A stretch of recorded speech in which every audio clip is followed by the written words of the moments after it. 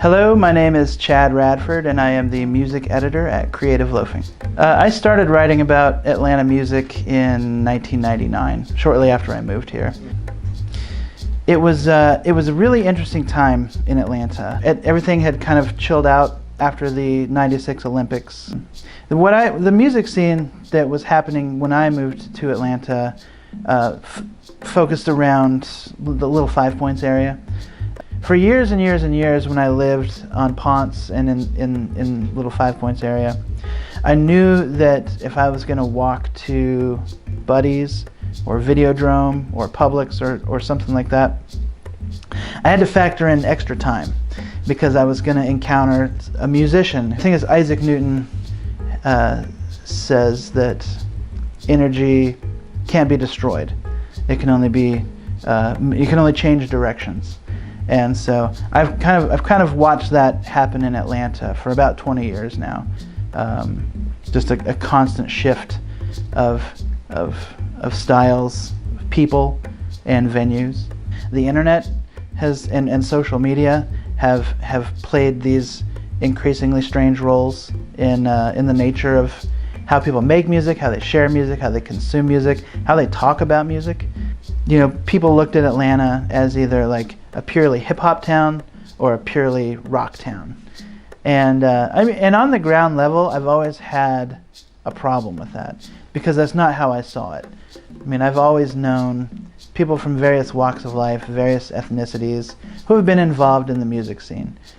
A lot of people get their music news or they find out about music through publications that are coming from somewhere else, namely New York.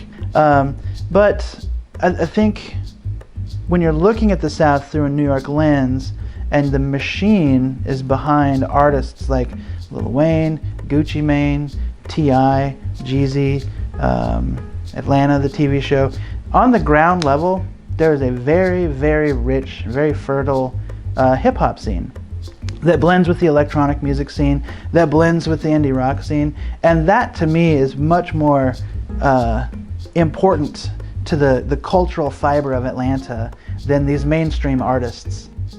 But they come at me and they're just like, I'm moving to Atlanta and I'm gonna blow up. I'm gonna dominate your city. Look out. And I think people come here with that perception. They just think they're just gonna roll in here and everything is gonna be handed to them. I remember when Future was a brand new artist in town, and he came by the office. We went to Party City and got a spacesuit, like a NASA astronaut suit, for this photo shoot that he was supposed to wear when he hadn't had an album out yet or anything, and he was no different to me than countless other artists that were trying to push their music on us, and then so for some reason the machine picked him. We'll say I've written about 5,000 artists in 20 years since I've been in the Atlanta music scene. And of those 5,000, and that's just an abstract number, probably a lot less, could be a lot more, I don't know. But I've seen 5 find like legitimate, undisputable success. A lot of people aren't really in it for fame and glory. They do it for the love of the music, and that's kind of why I do the job.